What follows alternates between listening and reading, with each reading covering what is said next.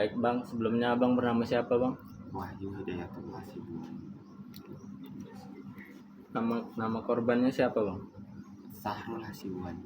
Jadi sebenarnya kronologinya seperti apa Bang yang terjadi yang sebenarnya? Awalnya itu uh, korban ayah saya sendiri itu lagi membersihkan halaman sebelah rumah. Jadi saya dan adik saya itu di dalam rumah. Saya mendengar kata-kata tolong dari ayah saya. Kan saya tanda dengan suara ayah saya, dan ada kata-kata mati kau, mati kau. Langsung kami dari dalam rumah itu lari ke depan. Lari ke depan itu melihat ayah saya itu sudah bersimbah darah, dalam posisi dia memegang kedua tangan pelaku. Dia dia menahan tangan pelaku itu, sebelah kanan itu memegang pisau masihan.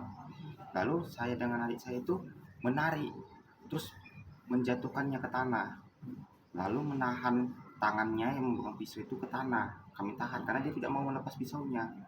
Setelah itu saya tarik pisau itu, saya lempar ke samping. Setelah saya lempar ke samping, saya merasa sudah tidak ada ancaman. Saya fokus ke ayah saya. Ayah saya itu sudah tergeletak dan memegangi perutnya, kan darah terus keluar. Lalu setelah itu saya lari ke depan untuk minta pertolongan. Saat itu kami sudah tolong, udah banyak yang datang. Cuma saya lari ke depan untuk mencari kendaraan yang bisa saya gunakan untuk membawa ayah saya. Setelah dapat, saya dengan dibantu sama warga menaikkan ayah saya ke dalam mobil itu, lalu dibawa langsung ke dekat sekitar 3 km dari rumah, ke simpang Kampung Alang, Jalan Payageli. Lalu setelah itu diberikan tindakan pertama di klinik, tapi itu klinik, diperban, diberhentikan pendarahannya, diberikan infus.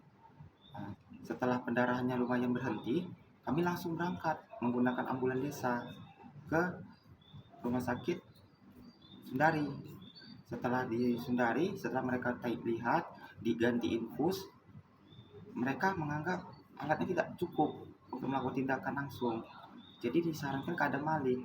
Jadi dari Sundari langsung kami ke Adam Malik. Setelah di Adam Malik ini sampai dilakukan semua tindakan, penanganan, dilihat. Lalu sekitar jam 3.30 pagi, itu sekitar itu tanggal 19, ayah saya masuk ruang operasi. Selesai jam 9 paginya. Jam 9 paginya selesai, langsung masuk ruangan. Di situ kondisi ayah saya masih sadar dan kondisinya masih shock, masih sadar, tapi lemas, pastian lemas. Saat ini ayah saya masih shock, cuman sudah mulai membaik. Akan tetapi semua luka-lukanya itu nyeri, sakit, masih dalam penanganan dokter. Dokter masih datang cek terus-terusan, masih dicek terus sama dokter. Darah pun masih diinfus langsung, masih butuh transfusi darah terus. Sampai hari ini udah 2 kantong yang dimasukkan pasca operasi. Sebelumnya Bang, kalau boleh tahu nama lengkap pelakunya siapa Bang? Yang saya tahu nama dia Dodi Muhammad siapa gitu. Nama belakang saya nggak ingat, cuma saya ingat Dodi Muhammad namanya. Jadi harapan Abang sebagai korban, apa yang Abang ingin suarakan kepada pihak kepolisian, BPJS dan Bupati Bang? Saya berharap dari kepolisian untuk menangani kasus ini seadil-adilnya, karena ayah saya itu korban. Ayah saya itu lagi membersihkan halaman samping rumah, dan dia mendatangi ayah saya, membawa pisau menikam ayah saya. Ayah saya berlumuran darah, bersimbah darah. Saya mohon untuk pihak polisian untuk menangani kasus ini seadil-adilnya, seterbuka-bukanya. Kalau untuk pihak BPJS, saya mohon untuk diberikan bantuan untuk penanganan ayah saya, karena biayanya terlalu besar.